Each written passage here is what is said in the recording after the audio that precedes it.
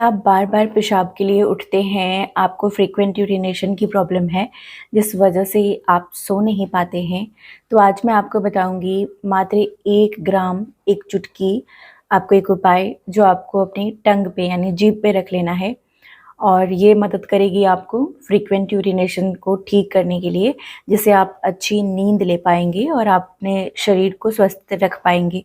आज की जानकारी साइंटिफिक बेस्ड है, रिसर्च बेस्ड है, तो इसे ध्यान से देखिएगा जिससे आप आकर मुझे थैंक यू लिखने वाले हो कि आपको मैंने क्या उपाय बताया है। इससे कई सारे लोगों ने फ़ायदा उठाया है, तो चलिए जानते हैं ये कौन-सी ऐसी चीज़ है। हेलो एवरीवन, मेरा नाम प्रीति देव है, मैं एक सर्टिफाइड न्यूट्रिशनिस्ट, फूड टेक्नोलॉजिस्ट, आप सभी की हेल्थ ट्रेनर हूँ।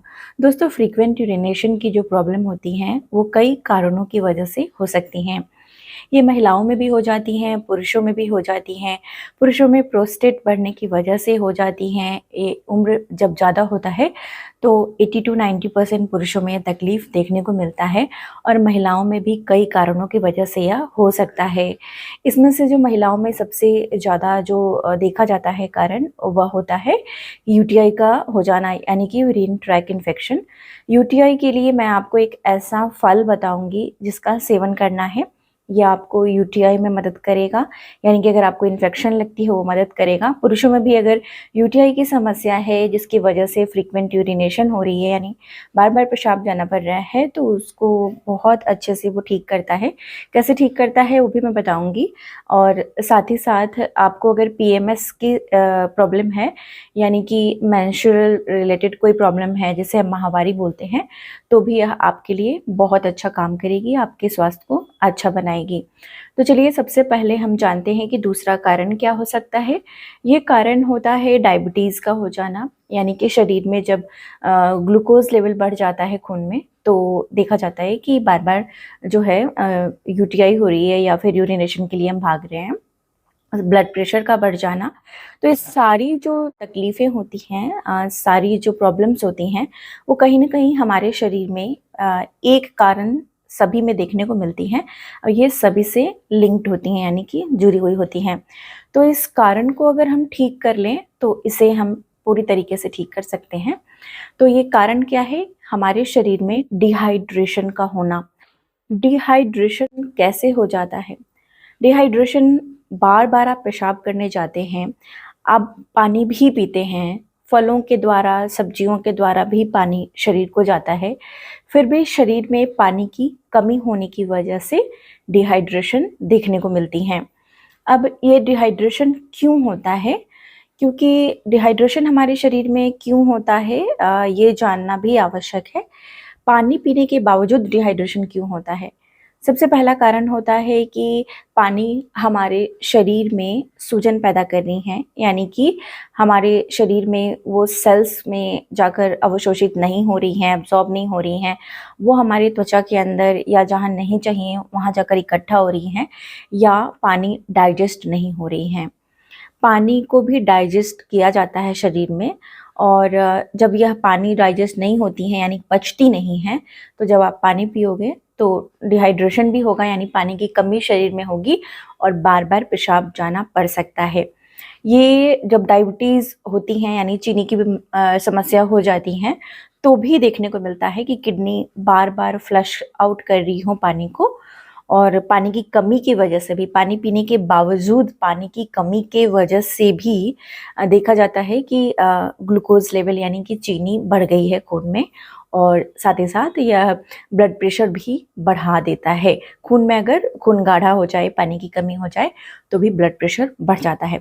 तो ये एक लूप है जो सभी कुछ एक दूसरे से कनेक्टेड है, जैसा कि आपने अभी समझा।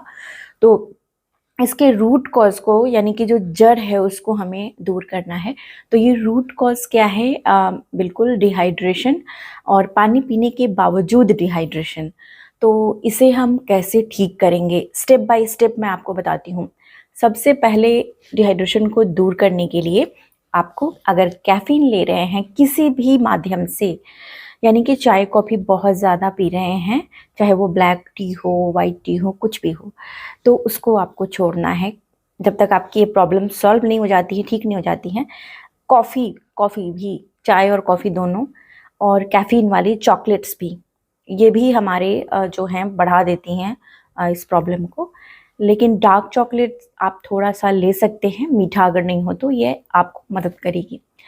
अब इसमें जो न्यूट्रिएंट्स आपको मदद करने वाली हैं पानी को एब्जॉर्ब करने के लिए, वो सबसे अच्छा की रोल प्ले करता है, यानी कि वही ठीक आपको करने वाला है। अब ये न्यूट्रिएंट क्या क्या होते हैं? सबसे पहला न्यूट्रिएंट होता है, जैसा मैंने पहले भी बताया, मैग्नीशियम। दूसरा जो होता है, ये सारी चीज़ें घबराना नहीं है, आपको मात्र और मात्र एक चुटकी के उपाय में मिल जाएगा और इसमें आपको पैसे खर्च भी करने की आवश्यकता नहीं पड़ेगी। तो ध्यान से सुनिएगा। दूसरा, जिंक। मैग्नीशियम जो होता है वो पानी को सेलुलर लेवल पे एब्जॉर्ब होने देता है, यानी कि जब आप पानी पिएंगे तो वो शरीर में लगनी शुरू होगी। क्या क्या चीज़ें नहीं करनी है वो भी मैं बताने वाली हूँ, ध्यान से सुनिएगा। दूसरा, जिंक।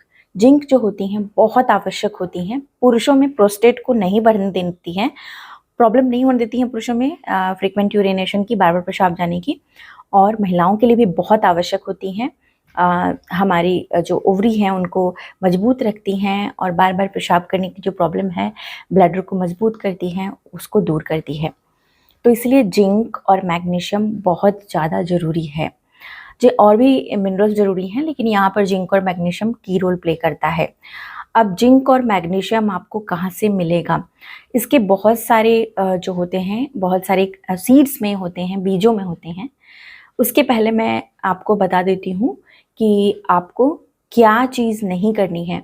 रात में आप जब सोने जाते हैं तो तुरंत आपको किसी भी तरह का लिक्विड नहीं लेना है, यानी कि अगर दूध आप पी रहे हैं सोने से पहले तो बिल्कुल नहीं पीना है सोने से पहले, चाहे वो हल्दी दूध हो, कोई सा भी दूध हो, आपको सोने से कम 2 घंटे पहले तक के बाद नहीं लेनी है।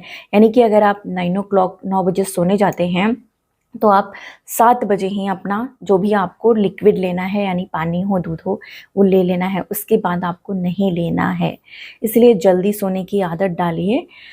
दूसरा जो आपको करना है, मीठी चीज़ें रात में बिल्कुल भी आपको नहीं खानी है। चाय कॉफ़ी तो मैंने बता दी आपको नहीं लेनी है।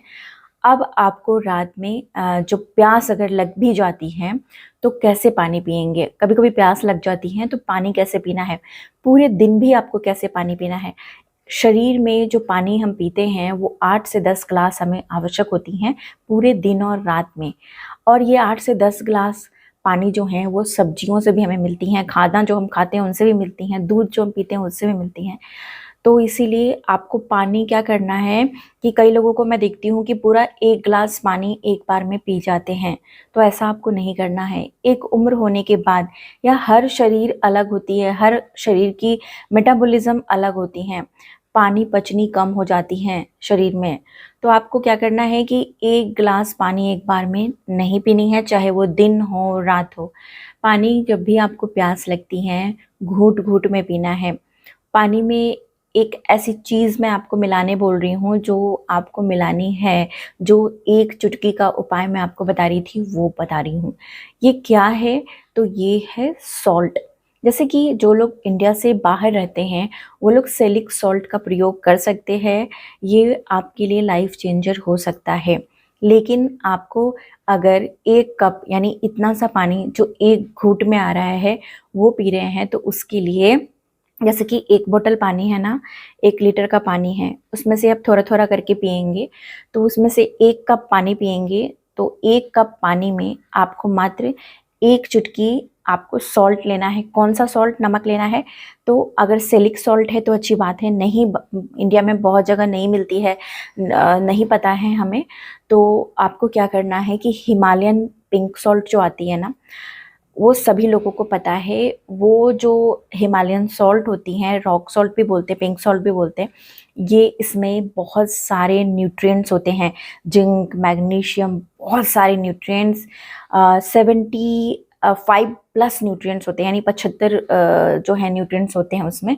तो ये आपके न्यूट्रिएंट्स की कमी को दूर करते हैं, और जैसे ही शरीर में न्यूट्रिएंट्स की कमी दूर हो जाती है और उसके बाद आप 1 घुट पानी पी भी लेंगे तो वो आपको रात में यूरिनेशन के लिए अर्ज नहीं होगी, आपको बार बार उठकर पेशाब नहीं जाना पड़ेगा, जिससे आप अपनी नींद को सुधार पाएंगे। जैसे ही नींद सुधरेगी, हेल्थ अच्छी होनी शुरू हो जाएगी।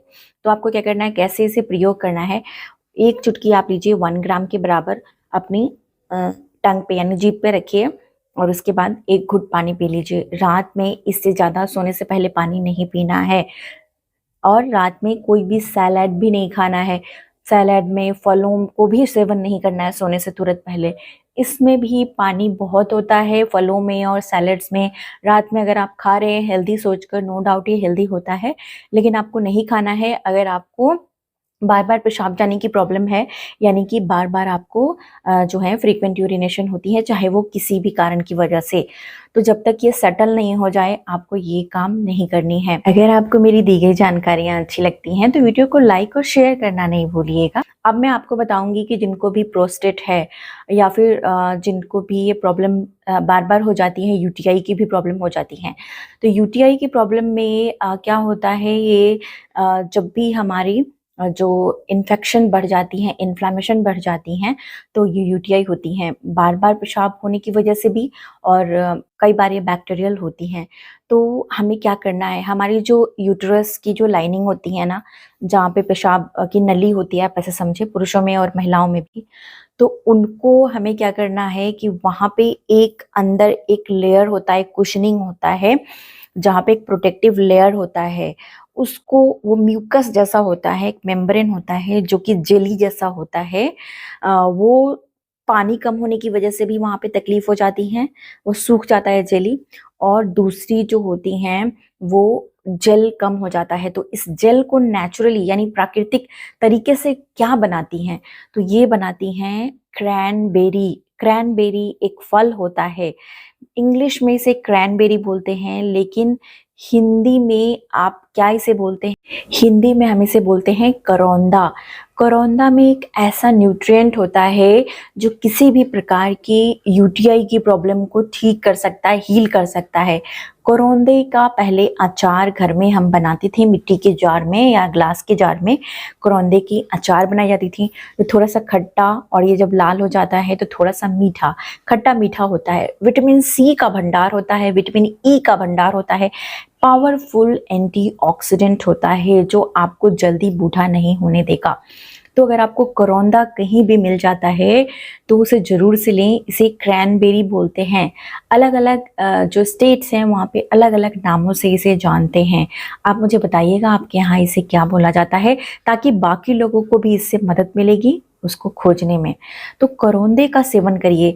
कितना करना है, तो आप इसे अचार की तरह खा सकते हैं या एक दिन में 2 से 3 करौंदे को खा सकते हैं। किसी भी प्रकार से इसका जूस बना लीजिए, चटनी बना लीजिए, जैसे भी बनाना है खाइए।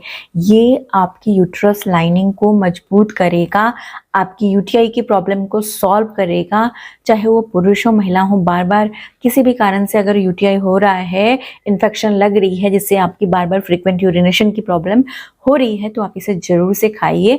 ये आपको बहुत मदद करेगी। यहाँ तक कि ये पीएमएस, मेंस्ट्रुअल क्रैम्प हो जाता है, पीरियड के दौरान तकलीफ़ें होती हैं, उनमें भी मदद करेगा। तो ये रिजुविनेट करने का काम करता है, यानी कि हमें दोबारा से नौजवान बनाता है। तो आपको इसका प्रयोग करना चाहिए, आपके लिए बहुत हेल्पफुल है। अब मैं आपको बताती हूँ कि टेबल सॉल्ट का प्रयोग नहीं करना है। कुछ लोग नमक की जगह, नमक जो घर में वाइट वाली जो सफ़ेद वाली प्रयोग करते हैं, उसे नहीं करना है, क्योंकि ये सफ़ेद वाली नमक NaCl, सोडियम क्लोराइड की मात्रा ज़्यादा होती हैं।